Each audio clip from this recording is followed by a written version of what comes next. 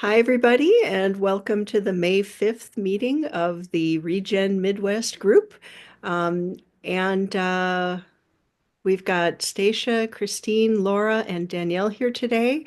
And I was just saying how I'm going to start alternating Mondays. So we'll have a meeting like this as the large group, and then on the off Mondays, Danielle and I are working on organizing for the October 18th and 19th event, the Regenerate MKE event. As usual, I don't really have an agenda for today. I just wanted to create a space for people to talk about what kinds of regenerative projects that they're working on and for us to begin to network among ourselves. And Stacia said she has to leave early today. So maybe we could do a quick round of introductions and then maybe Stacia can start.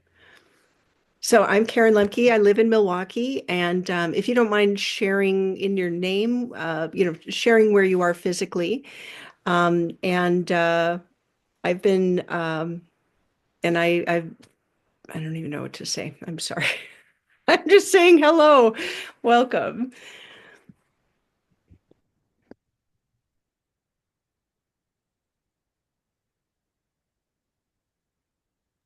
Anyone can jump in. Uh, I'll jump in. I'm Christine. This is my first time here. I was invited by Danielle I've known Danielle for 5, 6 years now. We were in like another group together. And in a lot of conversations that Danielle and I have had, I've kind of discovered that a lot of my ideas and thoughts very organically align with regeneration and bioregions and stuff like that. So I'm really just kind of here to listen and find out what some ideas are and where maybe I can fit in, and to just learn. So thank you for having me.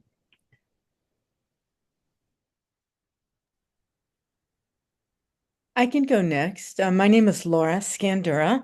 This is my first time here as well. As Karen mentioned, we met at the Midwest Climate Conference this past week. And currently on the board of an organization called the Tropics Foundation. And one of the things that we're working on is trying to get a pilot project off the ground, beginning in Wisconsin, that uses biodiversity credits as a means to incentivize agricultural landholders, agricultural producers to adopt regenerative practices in a way that supports environmental corridors and wildlife connectivity and biodiversity. So I'll hand it off to someone else. Well, I'll go since my mic is open. And listening to you talk about the tropics in Wisconsin, um, those are my two lives. I have been living in Malawi, East Africa for the last 30 years, and I've Well, got one foot in lacrosse as well. Parents were getting old, so we came home. But I still go back and forth to our home in Malawi. It's a permaculture homestead that's open to the public. We do trainings and internships, and yeah, people come into our home. But Karen and I met on an international permaculture call and invited me to this as I'm trying to get used to the Midwest region as well. So this must be my third time, I think, on the call, meeting interesting people. I pop in when I can. I work online, so yeah, I just like to find out what's going on around. Danielle, over to you. Hi, everyone. My name's Danielle. I'm in DeKalb, Illinois, which is just outside the suburbs of Chicago in the Midwest cornfields. And yeah, have been involved with the design school for Regenerating Earth for about a year now, and involved in kind of greater regenerative projects for about 5 years now, and looking forward to helping weave this area together and find out the lay of the land and figure out how we can find where energy is kind of stuck and help to move it into places where it might be, and just kind of looking at the Midwest as a living system and how can we um, yeah, how can we be efficient and work together and those types of things. So happy to be here. Wonderful. Well, thank you all. And like I said, maybe Stacia wants to jump in. I also when we talk about bioregioning, bioregions, I don't know if that was maybe that was Stacia who mentioned the or Christine. What do we are we all do we all know the same language here? Are we bio in the design school for regenerating earth, which Danielle and I, a couple of us are in, we're in the we're at the beginning of a learning journey to learn how to organize within our bioregions, our watersheds, and you know, kind of creating that resilient networks of mutual aid and structures like when Laura's talking about these incentive credits for wildlife to be able to move through different spaces. I see all those things as being related. But I said I was going to give Stacia the first chance, so I'm going to be quiet. No, it's okay. I have about 20 minutes before I need to be in the car and driving. So, yeah, I know what a bioregion is, but I don't know my bioregion here. Like I consider myself the driftless region, um, because as I'm learning, I can see the difference when I leave my region that I'm not in the driftless anymore. So it's if a feeling I get, but I don't know what the lines are. Um, I know I'm somewhere in the Midwest, so I'm on your call. It just feels great to be here. And I know my bioregion in Africa. But again, it's on different levels. There's a very local level, and you can tell sort of, I don't know, you want to talk about microclimates up to whatever, I don't know, I think of it like a so fractal, it's, you know, like it's it's yeah. from the smallest to the biggest, kind of having an awareness. Like I can say, I'm in the Milwaukee estuary, which is at the confluence of three rivers, but more specifically, I'm like on the ridge between the Kinnickinnick River drainage and a river that isn't there anymore called Deer Creek. You know, like I could get more and more and more specific, but um, I suppose Yeah, whatever. it's an interesting concept, but everybody's using it right now. We actually organize in Malawi according to agroecological zones. Our whole agriculture is done that way. And we just find similar, and the lines are very crazy. But we find connections in those areas of similarities. So it works for us to have these zones that we use, and that's been around for a long, long, long, long time. I know Joe Brewer in the design school talks about the territory, like in Latin America, territory makes more sense than zones or regions. Like there's different kinds of language, things that translate better into Spanish or Portuguese that or at least, you know, what what is common sense to people in those areas to use the language that makes the most sense. So, for those who are here for the first time, I'm a dietitian. So, I work with nutrition primarily.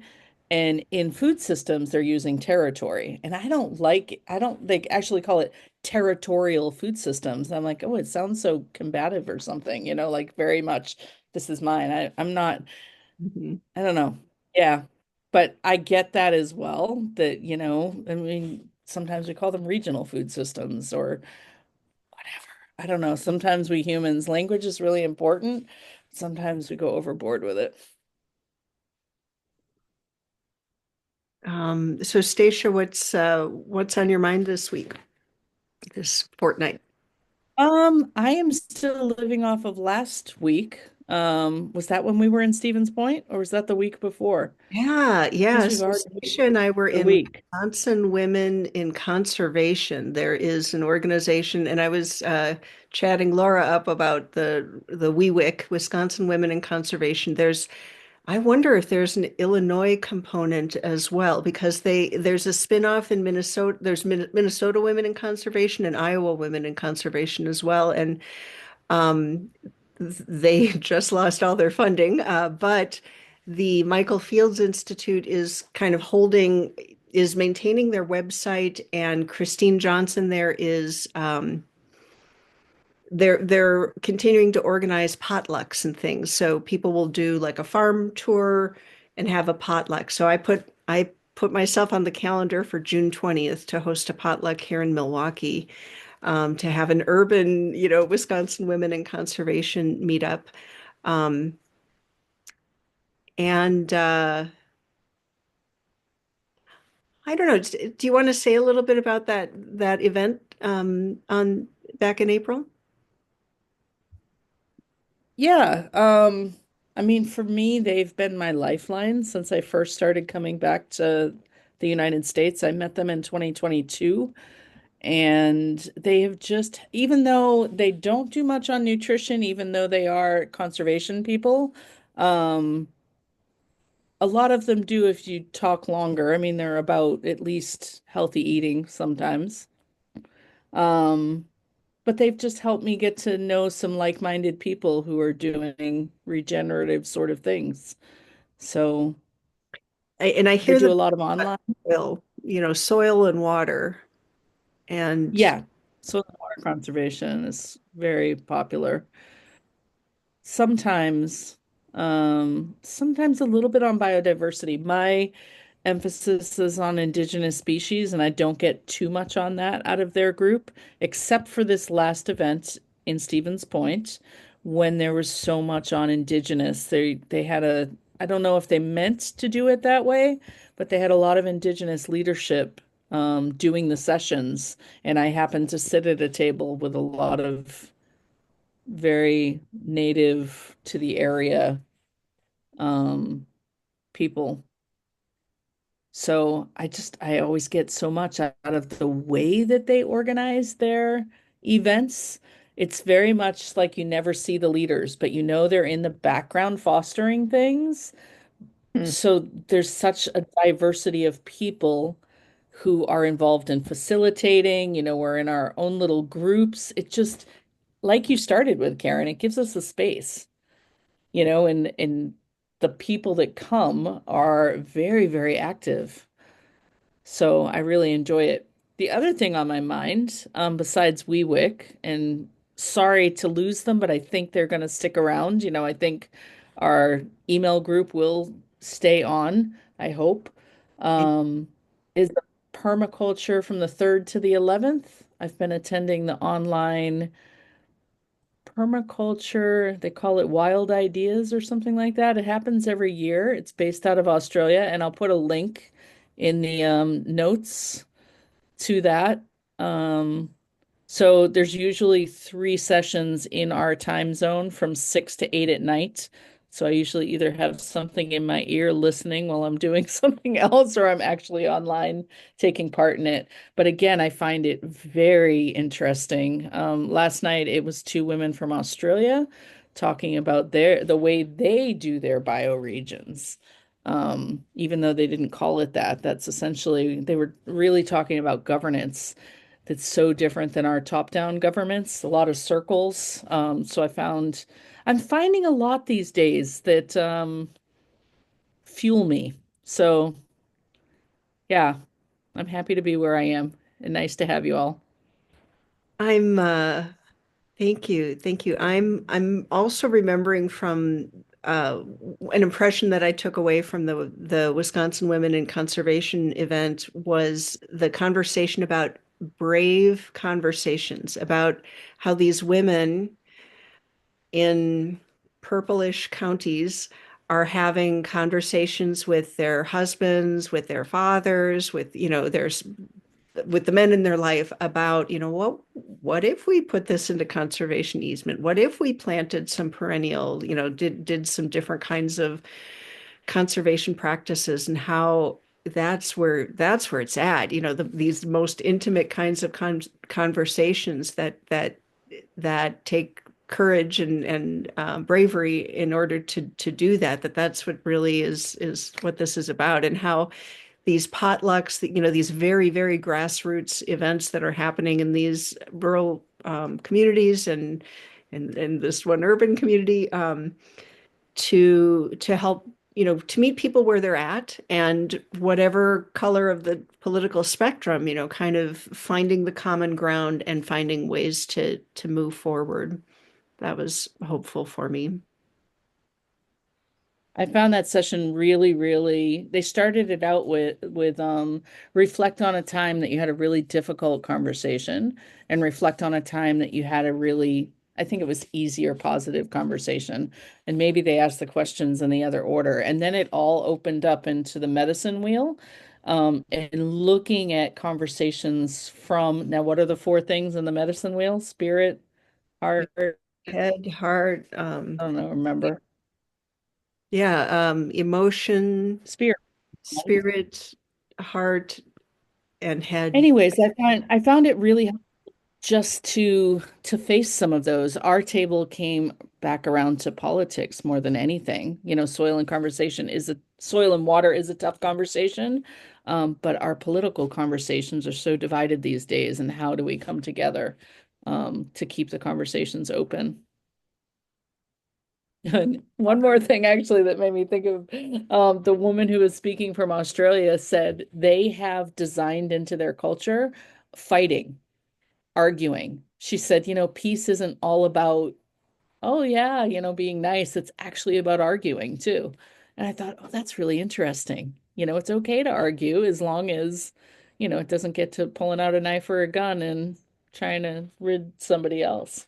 I loved that part of it. Well, and I mean, Midwest nice, meaning, I non-confrontational. know what it Yeah, I mean, is. imagine we all know what this expression means, but that sense of avoidance, conflict avoidance that gets us into different kinds of trouble because we don't want to have tough conversations. That's my Midwest husband, and I'm an East Coast Boston girl. So, hey, conversations were crazy at first. He's like, "Don't argue." I'm like, "I'm not arguing. I'm just talking." Different cultures.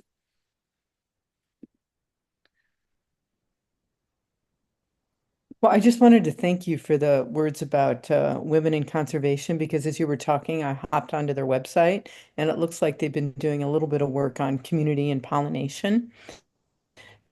So, Karen, if you don't mind, I'll reach out to them and mention you and just see if they'd like to be involved in our. Oh yeah, in that other so minutes before I jumped on this call, I saw Laura had sent an email to kind of a subcommittee of people that were meeting at the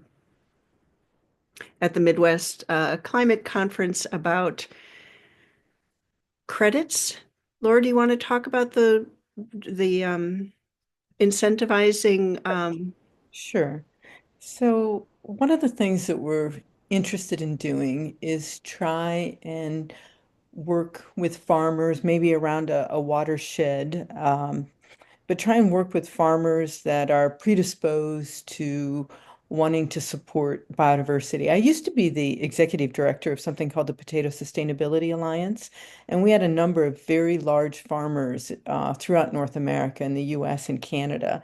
And I was really struck by the number that had set aside some of their farmland for pollinator habitat, and they'd invite their neighbors in and they'd try and showcase what they were doing. And these were large conventional farmers, but they were trying to be good stewards of the land. And one of the things that we were working on was developing a voluntary sustainability survey for all of the farmers. And we were trying to figure out how to incorporate biodiversity.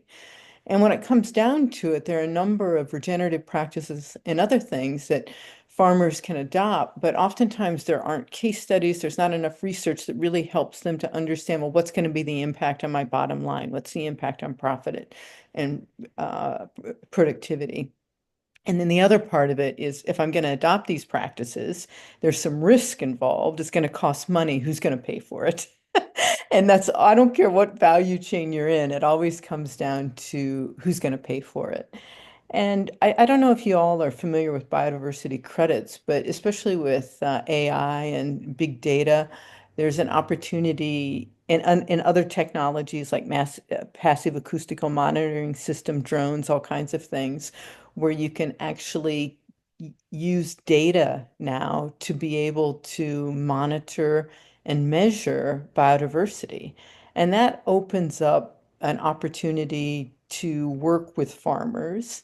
And then the question about who's going to pay for it is where biodiversity credits come in.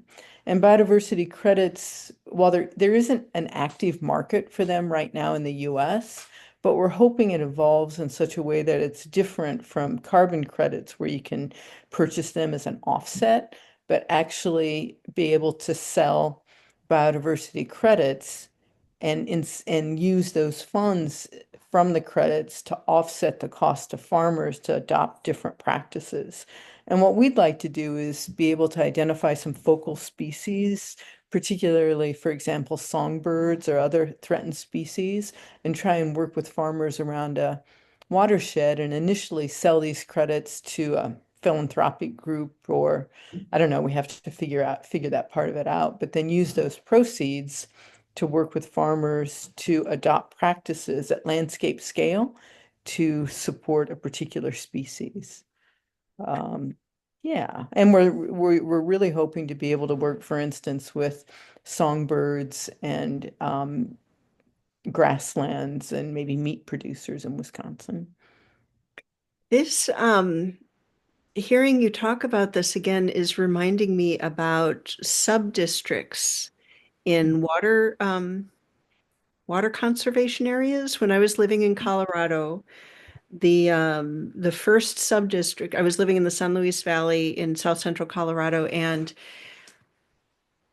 voluntarily the some of the ranchers came together and said, okay, we are depleting our water, our aquifer.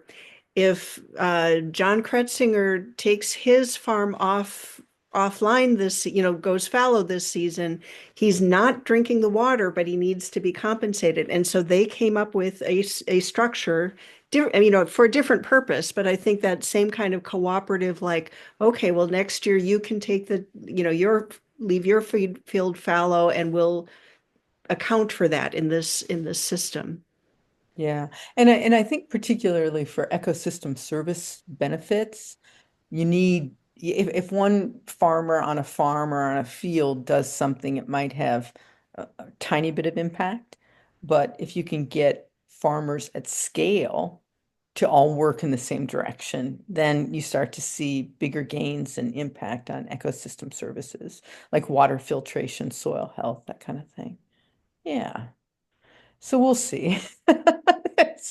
Maybe it's a pipe dream. I don't know. But if anybody else has any thoughts or suggestions on that, I'd really be receptive to any ideas you might have.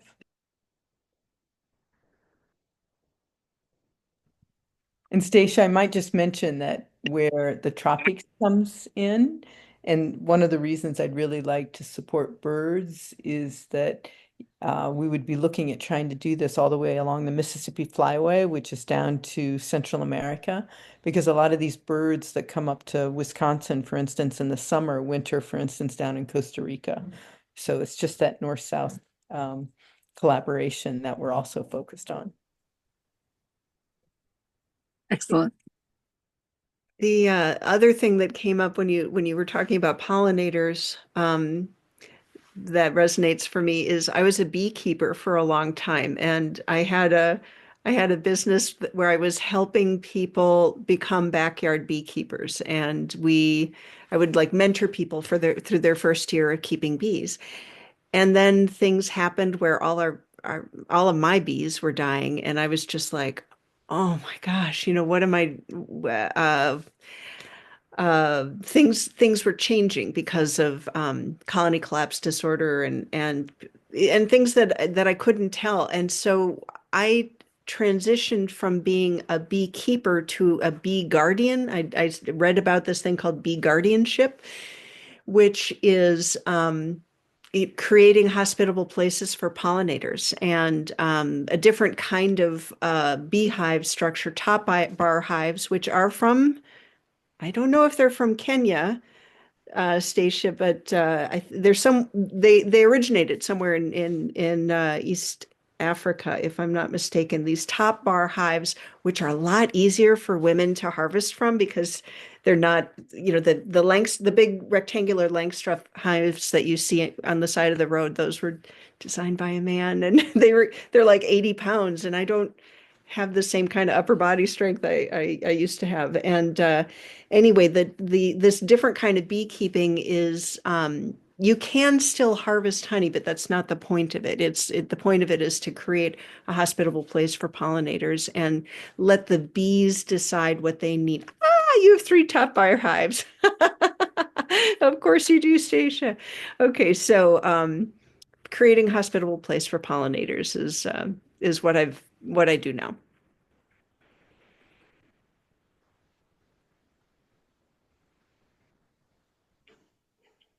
I guess I can go next.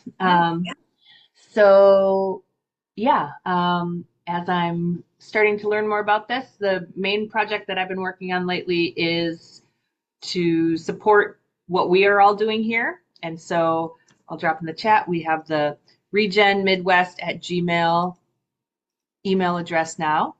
And so I open this up to anybody to please start sending information, events that you see, resources, and we're going to be collecting them. So we already have a calendar. If you'd like to get added to the calendar, let me know of all the events in the area.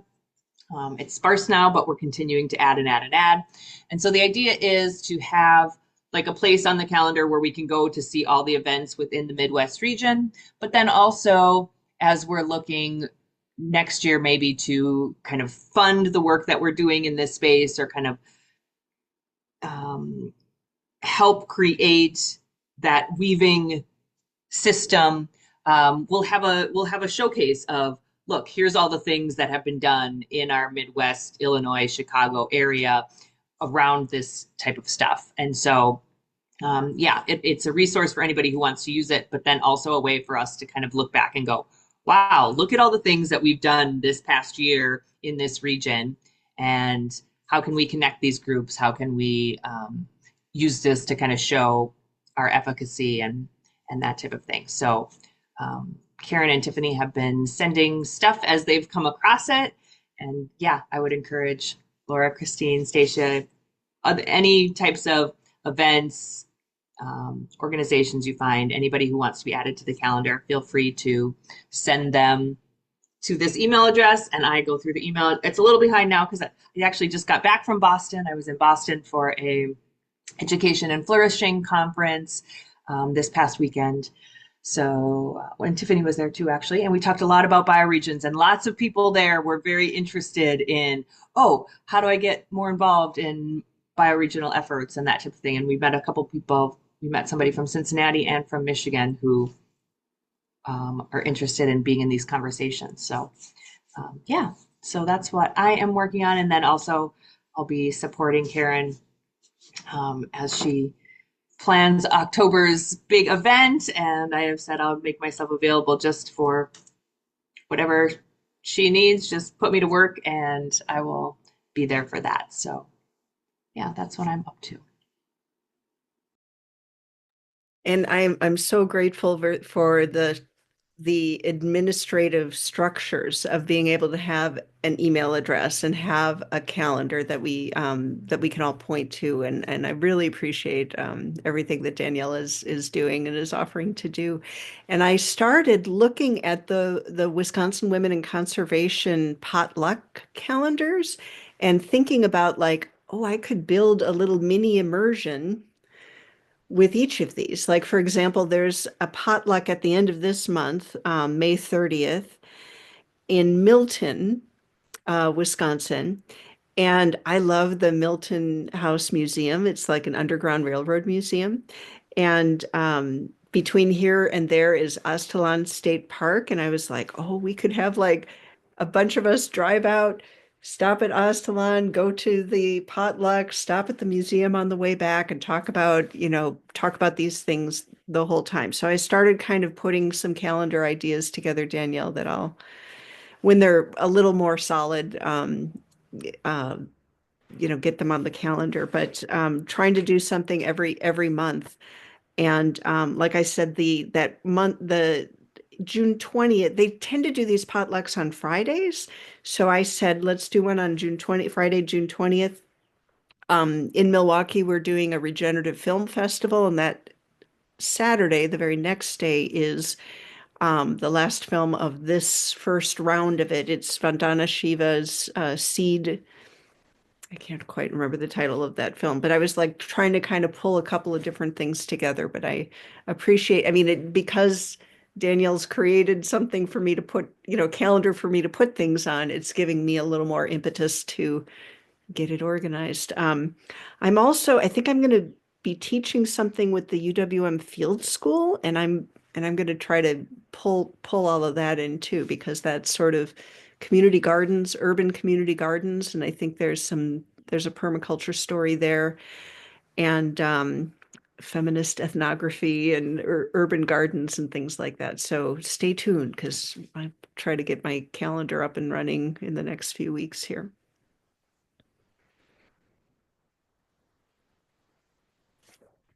Christine, you want to tell us a little bit about yourself?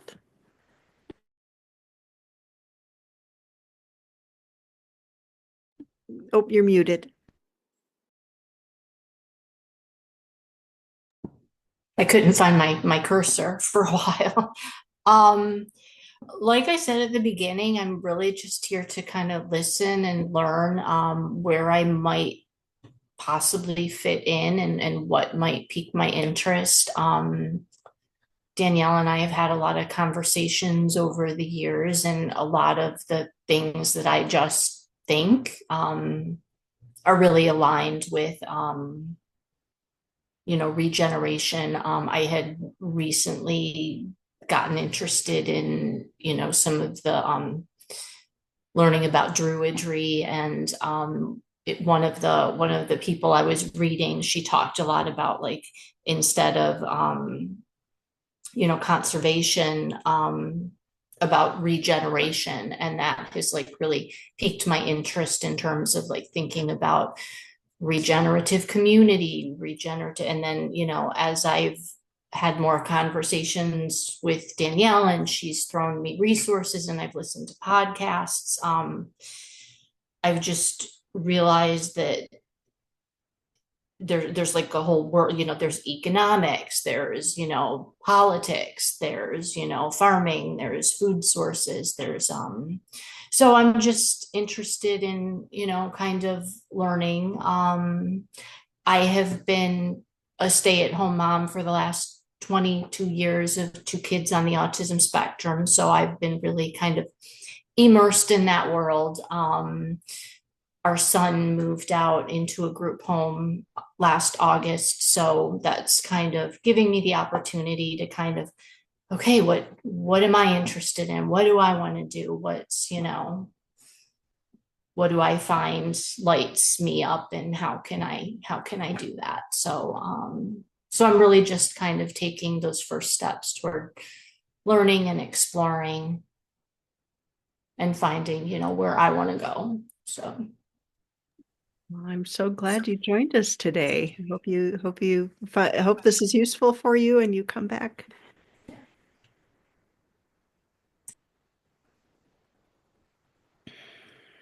Let me see. I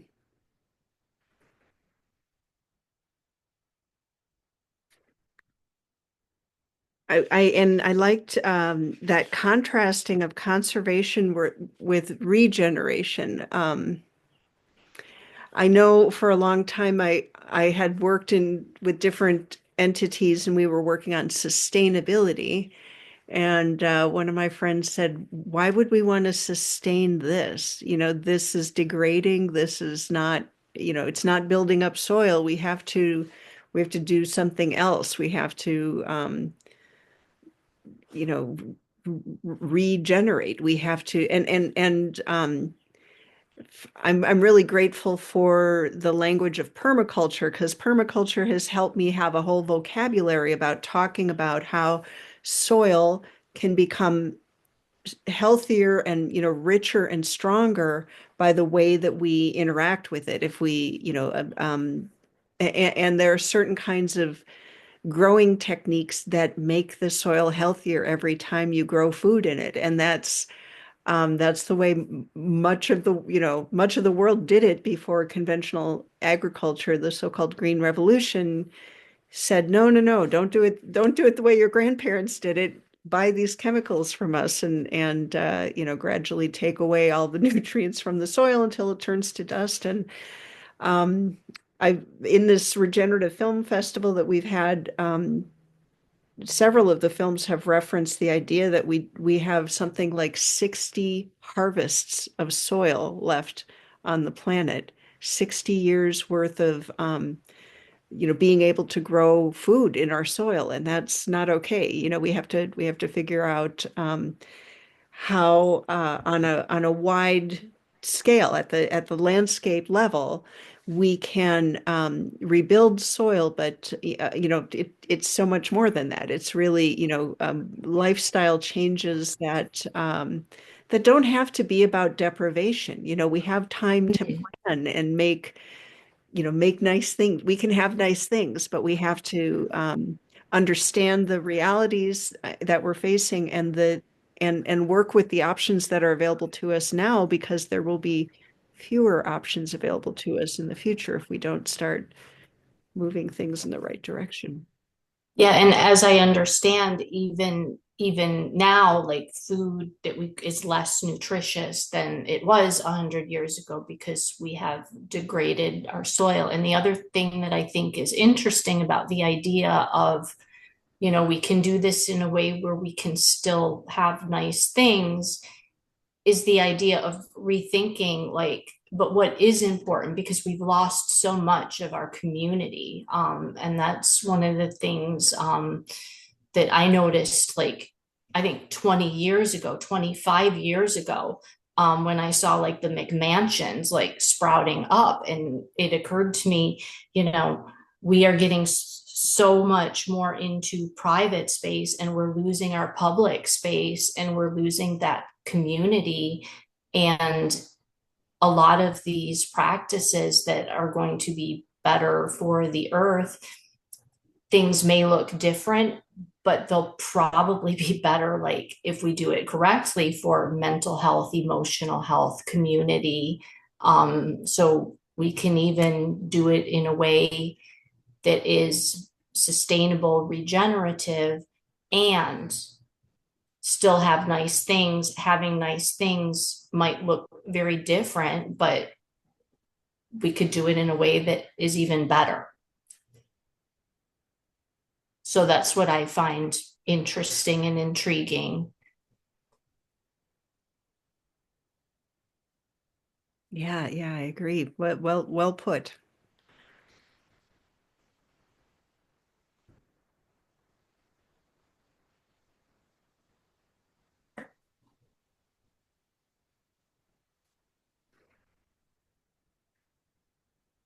Well, I I don't have an agenda for this meeting, and we don't have to stay for the whole hour, but every other week I'll be here and we can continue to have these conversations. A few weeks ago, I think Stacia referenced it too. We had sort of a conversation in this space about, like, are we trying to plan things on this huge scale of the Midwest, which is too big for us, or what are we doing here? And at the time I'm like, well, I'm trying to plan this thing in October. And they're like, I don't live in Milwaukee and I'm not going to go to a film fest in Milwaukee because it's too far away and stuff. And I was like, you make a very good point. I'm not really sure what this is for. So I think to me, it's become clear that this is a space for us to have these conversations about what's going on in Illinois and Bolingbrook and DeKalb, and it isn't always going to be agricultural or related to building up the soil, because as several people have already said, there are things like social permaculture, or the way that we figure out how to have how to demand our government structures be accountable to us, and the ways that we can create different kinds of governance structures that that aren't based on a history of government a government being designed for a certain group of people, but not really being intended to be fully inclusive of more than that. And so, sociocracy is something that maybe Stacia has talked about more. Others have talked about. Maybe Danielle could talk about. But different ways of regenerating our communities, as Christine brought up. Like, how do we take all of these principles about what it's like to live within our energy footprint, to live with to, we're going to have to get into a post fossil fuel reality one way or another, and we can maybe do it more gently if we're intentional about it. And not only fossil fuels, but just energy. I mean, oh my gosh, if we do not have regulation on AI and data centers, for example, here in the Great Lakes region, having water being used to create money, basically, the extraction mindset that um, we can't function that way. And so, kind of figuring out ways of moving past an extraction model back to accountability, relationality. Um, I my background before doing this kind of stuff, it was in food policy and looking at relocalizing food systems, and kind of realizing that there are so many structures built to make it easy to choose the non-local option, right? And how do we construct the choice apparatus so that it's easier to choose the default choice is the choice that's going to be better for the environment and better for our communities and better for human health. And I haven't figured that out, but it arrived, it arrived to me that I have to be in and among a group, in conversation with people who are thinking about what a post collapse, what it looks like after fossil fuels, what it looks like if we don't have access to the kinds of things that we take for granted right now, and we need to be able to do food and fiber and fuel, and be able to educate our children and take care of our elders, and figure out how to do that in a way that we're accountable to each other. Because right now in the global north, we're consuming, I think the United States passed we've consumed a year's worth of resources by mid-March this year.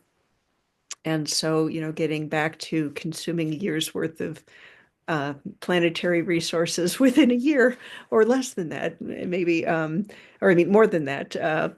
So those are the kinds of things that are also on my mind. I just want to say that I really like that idea. I mean, I've heard the World Wildlife Fund, and what was his name? Jason? I've forgotten it. Somebody at the Wildlife Fund has been talking for decades now about how we're living beyond our planetary boundaries. But I always like to think that I've always lived within my economic means, and we're not running a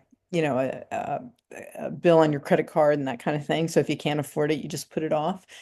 And I really like kind of that concept of applying that concept to the environment and your environmental footprint. So thank you for sharing that. That really resonates with me. And then the other thing that I might just mention, I thought it was kind of interesting. And Karen, I don't know if you heard this, but there was somebody at the Midwest Climate Conference last week that basically said with the word natural resource. How did he phrase that, Karen? He found it really extractive. So he was, rather than natural resources, what was the terminology that he wanted to use? Yeah, You remember? yeah, it's I'm Gosh, forgetting now, but he was saying the way that we've talked about natural resources in the past is very much this Western concept of how you can extract it and use it for your own good or to make something rather than living in harmony with the environment. yeah, and I think his observation, I think it was related to how being a good relation or being, like an indigenous Yeah. you would say these trees are not, lumber feet. These trees are my relatives, and I care, we can harvest the trees responsibly. We can harvest the elders that are ready to give their lives, like it just has this a sacredness, it's reconnecting with the idea that humans are a part of the ecosystem. We are not, Yeah. lords over Yeah. resource that we can extract Yeah. and Yeah. but Yeah. We commodify everything. So Exactly. Exactly. commodifying everything. Yeah. Yeah. Well, thank you so much, Karen, for getting us all together. It was wonderful meeting everyone. yeah, thanks everybody. Um, yeah, if there aren't any other closing thoughts, we'll close out for this time, and I hope to see you again in another chat. Sounds good. Thank you. Thank Bye-bye. you. Nice to meet everyone. Nice to meet you, Christine and Laura. Thanks. Thanks, Stacia. Bye. I was in and out. Internet was up and down. I got you. We'll have to talk about top bar hives sometime. Sounds good. Bye. Be well.